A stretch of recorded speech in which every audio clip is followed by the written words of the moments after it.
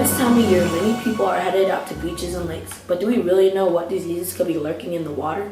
This news special is going to be talking about the things to be looking out for this summer, and the consequences of not watching for these signs. Here's a bit of information about some of the few diseases that may just take a limb off of you.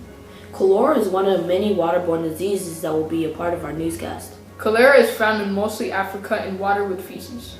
Its symptoms are diarrhea, vomiting, and leg cramps. It's spread by inadequate water treatment, poor sanitation, and bad hygiene. This disease can be treated by immediate replacements of fluids and lost salts in diarrhea. Use oral rehydration solution and pre-packaged mixture of sugar and salts to be mixed with the water and drunk in large amounts. You can avoid this disease by washing your hands and making sure that the water that you drink comes from a bottle. Avoid tap water, ice cubes, and fountain drinks. We're back, and for the next few minutes, we're going to be talking about a well-known disease, E. coli. Yeah, it's a big one because the disease is a domestic problem and it's not overseas. E. coli is in water with the bacteria, and usually there would be a warning of an E. coli outbreak in the area. So avoid bodies of water that are contaminated.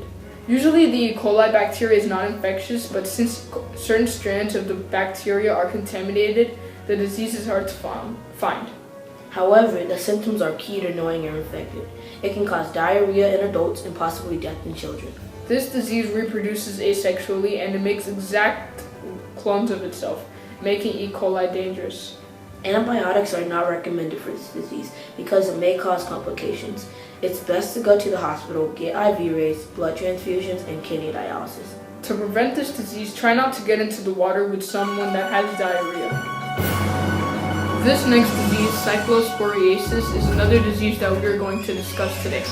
Like the rest of these waterborne diseases, cyclosporiasis is only in contaminated water. Symptoms are diarrhea, explosive bowel movements, loss of appetite, and much more. This disease is not infectious until it passes through the bowel movement.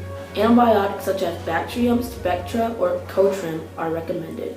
Avoid bodies of water that are poorly maintained and are contaminated. Before we get to the sickness that are caused by animals, we have one more waterborne disease caused by protists, Giardia.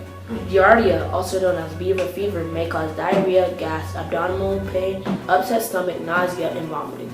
This disease can reproduce by using binary fission, which is asexual reproduction.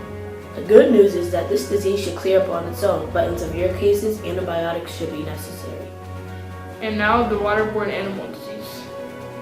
This summer, try to avoid water that has had animals in it, since the animals may have less feces in it. Any other diseases may occur. That'll be it for this afternoon. Stay safe this summer. And have a wonderful day. 37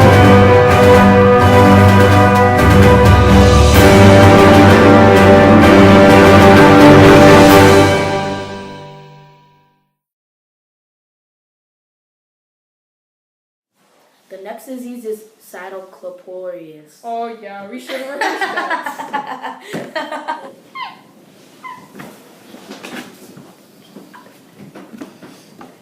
I need a wonder, it's gotta be in my head. Be quiet.